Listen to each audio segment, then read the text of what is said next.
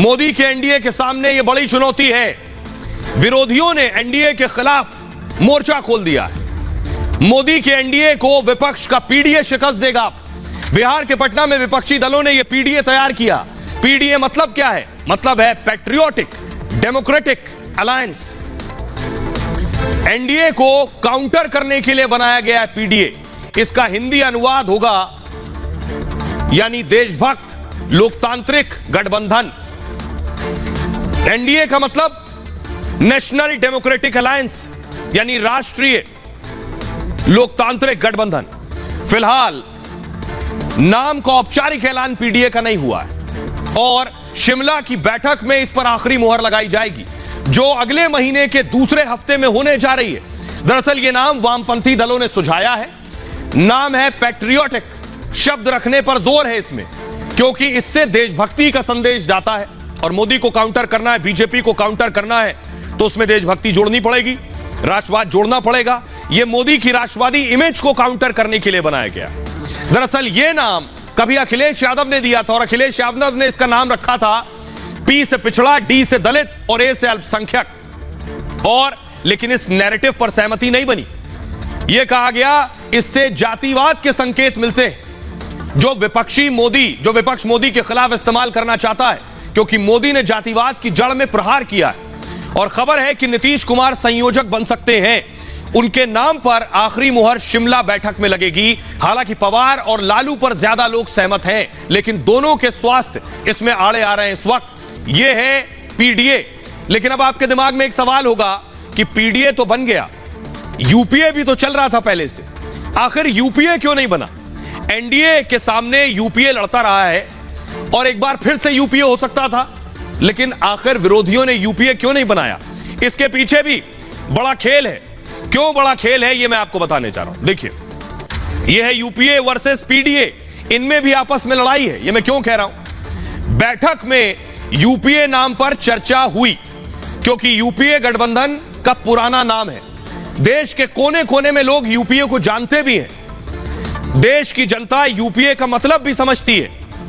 बैठक में शामिल ज्यादातर दल यूपीए नाम पर राजी थे, क्योंकि 15 पार्टियों में से 12 यूपीए गठबंधन का हिस्सा थे। लेकिन टीएमसी, आम आदमी पार्टी और समाजवादी पार्टी ने इसका विरोध किया, क्योंकि ये तीनों दल कभी यूपीए का सदस्य नहीं रहे। और विरोध इसलिए भी हुआ क्योंकि इससे कांग्रेस को फायदा हो जाता। इससे कांग्रेस का नेतृत्व स्वीकार करने जैसा संकेत जाता अगर यूपीए का हिस्सा सब बन जाते। इससे राहुल पर सर्वमान्य नेता के तौर पर मोहर लग जाती और इसका ज्यादा फायदा कांग्रेस को मिलता।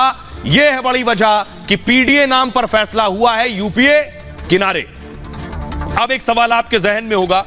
सवाल यह है, क्या इतनी आसान डगर होगी कांग्रेस की? मैं क्यों कह रहा हूं, जिस कांग्रेस को पहले स्वीकार नहीं रहे थे, जिस राहुल गांधी को किनारे कर रहे थे, जिस यूपीए के साथ आने को तैयार नहीं है, सोशल मीडिया पर यह भी कहा जा रहा है कि हालत यह होगी राहुल गांधी की। देखिए क्या होगी। बंगाल में दीदी कहेंगी बंगाल में चुनाव मत लड़ो, बंगाल छोड़ दो। यूपी में अखिलेश कहेंगे राहुल से कि चुनाव मत लड़ो, यहां मैं अकेले लड़ लूंगा। दिल्ली में केजरीवाल कहेंगे यहां मत लड़ो, यहां मैं अकेले लड़ूंगा। उत्तर प्रदेश और दिल्ली के बाद बिहार में नीतीश कहेंगे बिहार में मत लड़ो राहुल से। तमिलनाडु में फिर स्टालिन कहेंगे तमिलनाडु में मत लड़ो। और केरला में पी विजयन कहेंगे कि केरला में मत लड़ो। केजरीवाल पंजाब में भी कहेंगे कि कांग्रेस मत लड़ो। तो फिर कांग्रेस पंजाब, दिल्ली, यूपी, बिहार, बंगाल, तमिलनाडु, केरल कहीं नहीं लड़ पाएगी। लेकिन मोदी आज मुस्लिम कंट्री में थे, मिस्र में। देख रहे हैं आप, ये वॉर मेमोरियल पहुंचे प्रधानमंत्री मोदी। आपको बताऊं, प्रथम विश्व युद्ध जो हुआ था, इसमें बहुत से भारतीय सैनिक भी थे, भारतीय जवान भी थे जो शहीद हुए थे। लगभग 4000 जवान शहीद हुए थे। प्रधानमंत्री उन्हें श्रद्धांजलि देने पहुंचे। मिस्र की तस्वीर आप देख रहे हैं, मुस्लिम देश में थे। मिस्र में अगली तस्वीर दिखाइए। प्रधानमंत्री को सर्वोच्च सम्मान उस मुस्लिम देश में मिला है। भारत में प्रधानमंत्री के लिए विरोधी कह रहे हैं मुसलमान खतरे में। ओबामा क्या कह रहे हैं, उन्हें क्या जवाब दिया, ये आगे बताऊंगा। लेकिन प्रधानमंत्री को जो ये सम्मान मिला है, ये सम्मान ये बताता है कि अगर वाकई मुसलमान खतरे में है तो कोई मुस्लिम देश मोदी को सम्मान क्यों दे रहा। देखिए जरा सम्मान क्या है। मोदी को यह मिस्र का सर्वोच्च सम्मान मिला है। इसका नाम है ऑर्डर ऑफ द नाइल से सम्मानित किए गए पीएम मोदी। राष्ट्रपति अब्देल अल फतेह सीसी ने उन्हें सम्मानित किया है। इसे मिस्र या मानवता की अमूल्य सेवा पर ही दिया जाता है। ऑर्डर ऑफ द नाइल, शुद्ध सोने से बना हुआ होता है यह सम्मान, जिसमें वर्गाकार सोने की 3 इकाइयां शामिल होती हैं। इसमें मिस्र के पूर्व बादशाह फिरौन के प्रतीक भी शामिल है। पहली इकाई राष्ट्र को बुराइयों से बचाने से संबंधित है। दूसरी इकाई नील नदी द्वारा लाई गई समृद्धि एवं खुशी का प्रतीक है। इस सम्मान का नाम भी नील नदी पर ही पड़ा है। तीसरी इकाई धन एवं सहनशीलता को समर्पित है। इन तीनों इकाइयां सोने से बने गोलाकार फूलों से जुड़ी होती हैं, जिसमें फिरोजा और रूबी रत्न जड़े होते हैं। मिस्र ने साल 1915 में इस सम्मान को देना शुरू किया था, जो राष्ट्राध्यक्षों, राजकुमारों, उपराष्ट्रपतियों को दिया जाता है।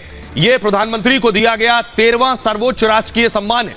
अब आप विरोधी ये कहेंगे कि ये तो एक मुस्लिम देश है जिसने प्रधानमंत्री मोदी को सम्मान दे दिया, तो कौन सी बड़ी बात है। आइए मैं आपको 6 मुस्लिम देश दिखाने जा रहा हूं जिन्होंने मोदी को सर्वोच्च सम्मान से नवाजा है, फिर इन्हें भी सम्मान नहीं देना चाहिए था। संयुक्त अरब अमीरात ने जायद मेडल प्रधानमंत्री मोदी को दिया। यूएई का सर्वोच्च नागरिक सम्मान है ये। रूस ने Order of Saint Andrew award दिया, रूस का सर्वोच्च नागरिक सम्मान है ये। सऊदी अरब ने the King Abdul Aziz sash award से नवाजा, सऊदी का यह सर्वोच्च नागरिक सम्मान। अफगानिस्तान ने अमीर अमानुल्लाह खान अवार्ड से नवाजा, अफगानिस्तान का सर्वोच्च नागरिक सम्मान है। फिलिस्तीन Grand Collar of the State से नवाजा गया पीएम को, फिलिस्तीन का भी यह सबसे बड़ा सम्मान है।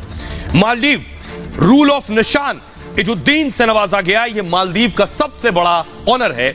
और बहरीन ने the King Hamad Order of Renaissance से सम्मानित किया, यह बहरीन का शीर्ष टॉप का जो सम्मान है वो प्रधानमंत्री को दिया गया। अब विरोधी कह रहे हैं सम्मान दिया जा रहा है मोदी को, लेकिन मुस्लिम सुरक्षित नहीं है।